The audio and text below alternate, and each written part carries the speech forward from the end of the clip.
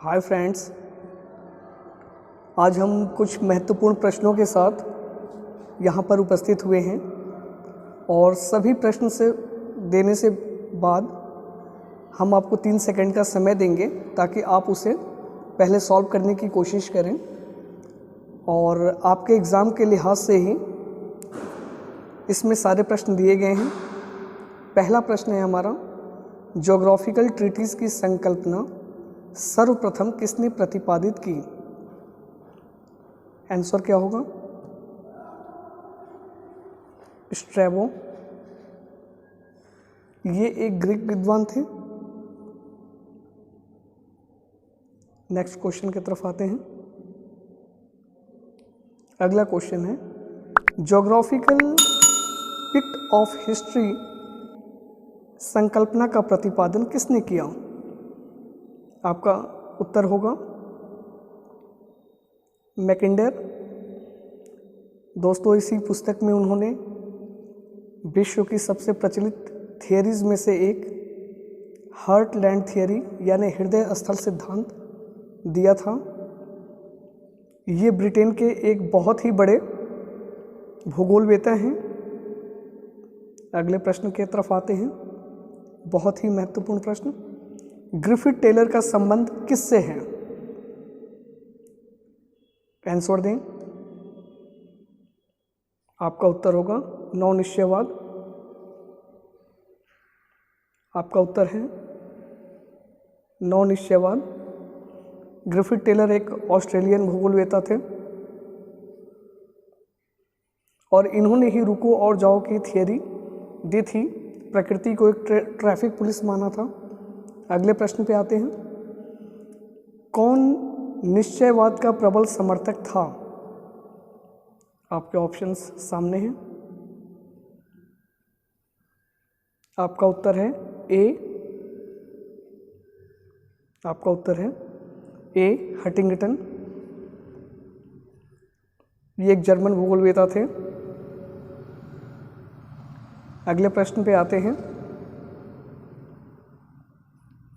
अगले प्रश्न पे प्रश्न है, नवनियतिवाद के प्रवर्तक हैं? ये फिर से रिपीट हुआ है क्वेश्चन। सी होगा इसका उत्तर, ग्रिफिथ टेलर। ग्रिफिथ टेलर उत्तर होगा। नेक्स्ट क्वेश्चन पे आते हैं, भू आकृति विज्ञान पृथ्वी के उच्चावचों का व्याख्यात्मक वर्णन है। यह परिभाषा किस विद्वान ने दी है? उत्तर बताएं। आपका उत्तर होगा ए। ए आपका उत्तर है। अगला प्रश्न, भौतिक भूगोल वह अध्याय है जो वातावरण में पर्यावरण के साथ साथ विद्यमान रहता है। यह परिभाषा किसने दी थी? उत्तर बताएं। हम्बोल्ट। हम्बोल्ट ने यह परिभाषा दी थी। अगले प्रश्न की तरफ बढ़ते हैं, निम्नलिखित में से कौन भौतिक भूगोल की शाखा नहीं है? तो इसके अंतर्गत मृदा भूगोल भी आता है, समुद्र विज्ञान भी आता है, जलवायु विज्ञान भी आता है। नहीं है पूछा जा रहा है, तो आपका उत्तर होगा नृवंश भूगोल। इसमें नृवंश भूगोल में प्रजातियों का अध्ययन किया जाता है। आगे आते हैं 9वें प्रश्न पे, निम्नलिखित में से किसको भूगोल के जनक के रूप में जाना जाता है? फ्रेंड्स, इन ऑप्शंस के आधार पे इरेटोस्थनीज होगा। इन ऑप्शंस के आधार पे इरेटोस्थनीज होगा उत्तर। लेकिन यदि केवल यह प्रश्न रहता है भूगोल का जनक किसे कहते हैं, और तो इसका उत्तर वास्तव में हिकेटियस होगा। हिकेटियस। हिकेटियस। हिकेटियस होगा आपका उत्तर। अगर पूछा जाता है वैज्ञानिक भूगोल का जनक कौन है, तो आपका उत्तर होगा इरेटोस्थनीज। यदि आपसे प्रश्न पूछा जाता है कि आधुनिक भूगोल का जन्मदाता कौन है, तो आपका उत्तर होगा हमबोल्ट। अगले प्रश्न पे आते हैं। भूगोल वह अभामय विज्ञान है जो पृथ्वी की झलक स्वर्ग में देखता है। यह कथन टॉलमी का है। टॉलमी का कथन है और बहुत ही इम्पॉर्टेंट क्वेश्चन है ये। टॉलमी एक बहुत महत्वपूर्ण पुस्तक इन्होंने लिखी थी, अल्मागास्ट। आगे आते हैं अगले प्रश्न पे। भूगोल एक अंतर संबंधित विज्ञान है। यह कथन किस विद्वान से संबंधित है? हार्टशोन से संबंधित है। आगे आते हैं अगला प्रश्न। शिक्षण सीखने में उत्तेजना, मार्ग प्रदर्शन, निर्देशक तथा प्रोत्साहन प्रदान करता है। यह कथन किसका है? किसने दिया था यह? किसने दिया था? B Burton. वो नहीं रहेगा, ब रहेगा, बर्टन। अगले प्रश्न पे आते हैं। मोना लोआ एक सक्रिय ज्वालामुखी है। मोना लोआ एक सक्रिय ज्वालामुखी है। इसमें लोकेशन पूछी गई है। यह अमेरिका के हवाई आइलैंड पे स्थित है।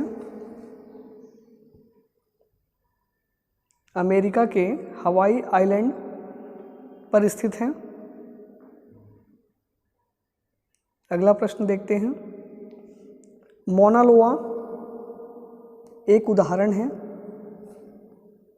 तो ये एक सक्रिय ज्वालामुखी है। यह एक सक्रिय ज्वालामुखी है। मोना लोआ भी हवाई द्वीप में पाया जाता है। अगला प्रश्न। अफ्रीका का सर्वोच्च पर्वत शिखर माउंट किलिमंजारो स्थित है या अवस्थित है? आपका उत्तर होगा तंजानिया। तंजानिया आपका उत्तर होगा। अगला प्रश्न। किलिमंजारो है एक आग्नेयगिरी, क्योंकि यह एक ज्वालामुखी पर्वत है, तो आग्नेय चट्टानों की अधिकता रहती है यहाँ पे।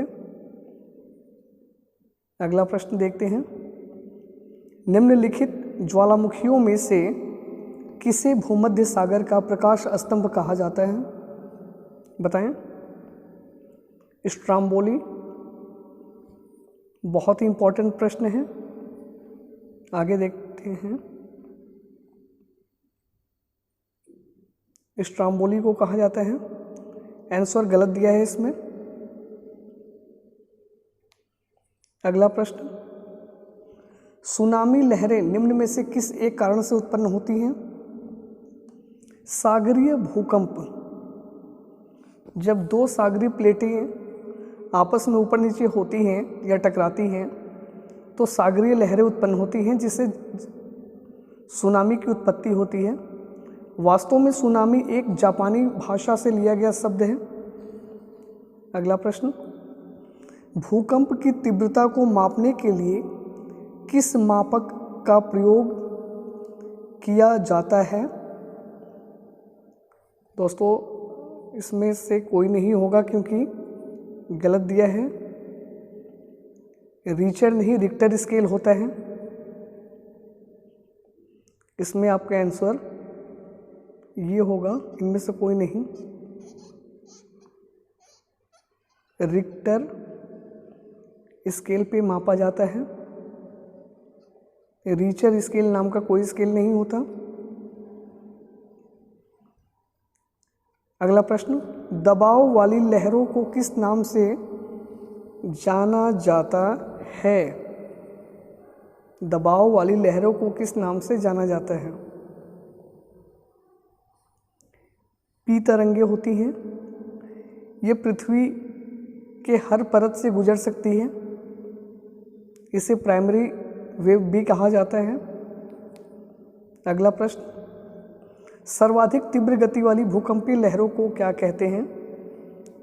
पी वेव्स, पी तरंगे कहते हैं। और पृथ्वी पर भूकंप के दौरान जो लहरें उत्पन्न होती हैं वो कौन सी होती हैं? एल वेव्स, एल तरंगे। आगे देखते हैं, पी लहरें किस प्रकार की होती हैं? पी लहरें किस प्रकार की होती हैं? अनुदैर्घ्य होती हैं, अनुदैर्घ्य होती हैं। अगला प्रश्न, सुनामीज, भूकंप जनित लहरें किस देश में आती हैं? ये सबसे ज़्यादा जापान में आती हैं, जापान में, जिस कारण इसका नाम सुनामी रखा गया है। कौन सा अधोलिखित में से कौन सा रासायनिक अपक्षय नहीं है? नहीं है, डी होगा, सिलिका का पृथक्करण। आगे देखते हैं, अधोलिखित में से कौन अपक्षय से संबंधित नहीं है? अपक्षय यानी अपने ही स्थान पर क्षय होने वाली चीज़ें। परिवहन होगा आपका उत्तर, क्योंकि परिवहन का संबंध इससे नहीं है। आगे, सामान्य अपर्दन चक्र संबंधित है, नदी अपर्दन से संबंधित है, नदी अपर्दन से संबंधित है।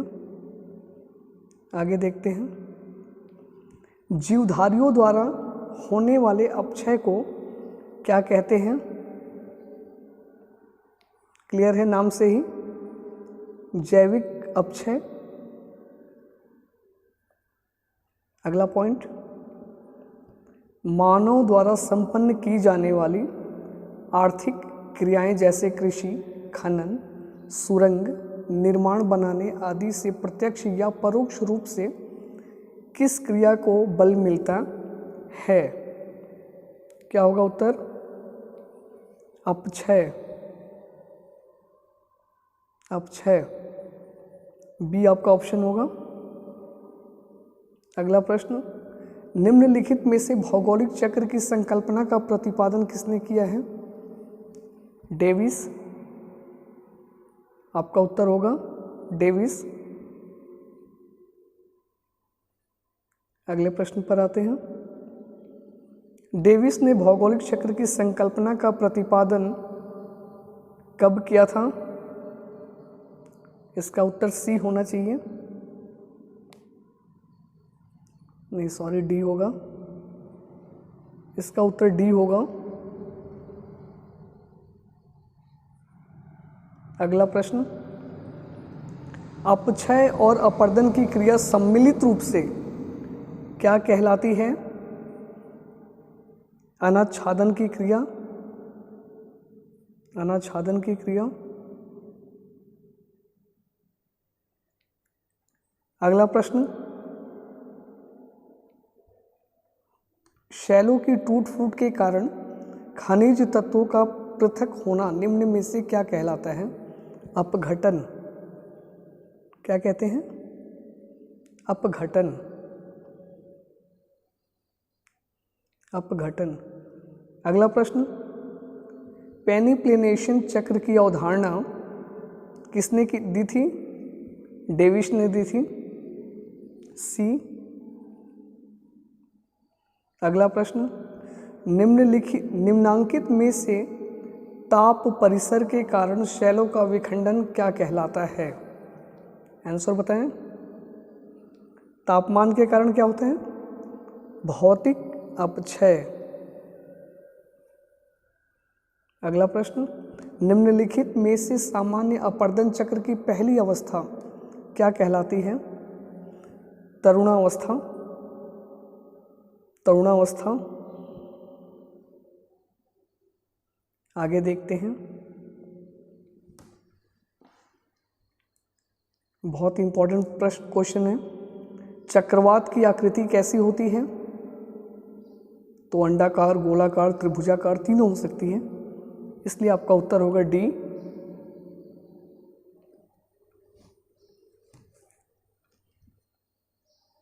अगर ऐसा आप करेंगे तो आपका गलती होगा, क्योंकि एक पिरामिड, उल्टे पिरामिड की नुमा इसका वो होता है, चक्रवात बनता है इस टाइप में।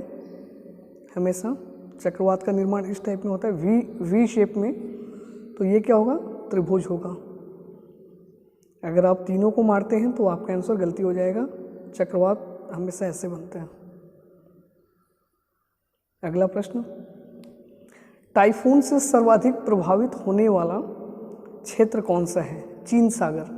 देखिए, जहाँ भी टाई शब्द आ जाता है तो वो जापान और चाइना वाला एरिया होता है। आंख बंद करके आपका उत्तर होगा चीन सागर।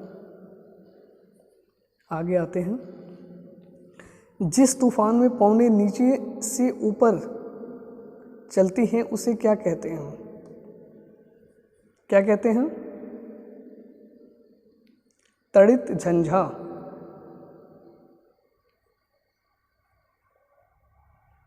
तड़ित झंझा।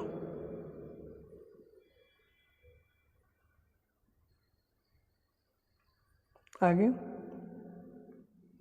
परिवर्तन मंडल के ऊपरी भाग में वायु संचार में अवरोध के कारण कौन से प्रतिचक्रवात उत्पन्न होते हैं? अवरोधी प्रतिचक्रवात, बी होगा उत्तर। आगे देखते हैं, निम्न में से कौन सा एक शीतोष्ण कटिबंधीय चक्रवात का प्रकार नहीं है? क्या होगा उत्तर? सोच के बताएं जल्दी। सी होगा। आगे नेक्स्ट क्वेश्चन, बैरोमीटर में पारे के तल की अचानक गिरावट सूचना है किस चीज की? तूफान का ना? तूफान होगा। अगले प्रश्न पर आते हैं, टॉर्नेडो का प्रभाव मुख्य रूप से निम्नांकित में से किस देश में होता है? तो इसका मूल क्षेत्र जो होता है वो अमेरिका तथा ऑस्ट्रेलिया के क्षेत्रों में टॉर्नेडो पाया जाता है, और ये विश्व का सबसे तीव्र गति वाला भयानक चक्रवात होता है। इसकी अधिकतम समयावधि 6 मिनट से लेकर 12 मिनट के मध्य होती है, और ये जिस दिशा से गुजरता है वहाँ सारी चीज़ें काफ़ी नुकसान में चली जाती हैं। अगला प्रश्न देखते हैं, टी मापक पर निम्न में से किसका मापन किया जाता है? टी मापक पर बताएं आप अपना उत्तर। ज्वालामुखी से संबंधित है टी मापन। अगला सवाल, शीतोष्ण चक्रवात कितने प्रकार के होते हैं? उत्तर बताएं।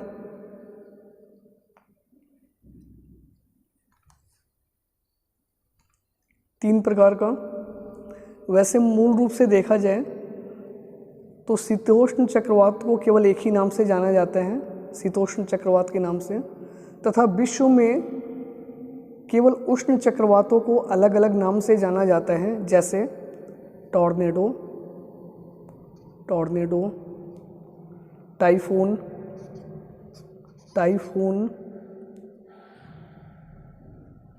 हरिकेन इत्यादि नामों से जाना जाता है। जो भी विविध नाम आप सुनते हो अक्सर, वो सभी उष्णकटिबंधीय चक्रवात होते हैं। अगला प्रश्न है, निम्नांकित में से चक्रवात कितने प्रकार के होते हैं? 2 प्रकार के होते हैं, शीतोष्ण तथा उष्णकटिबंधीय चक्रवात। अगले प्रश्न पर आते हैं, हरिकेन नामक चक्रवात किस महासागर में उत्पन्न होता है? उत्तरी अटलांटिक महासागर आपका उत्तर होगा, उत्तरी अटलांटिक महासागर।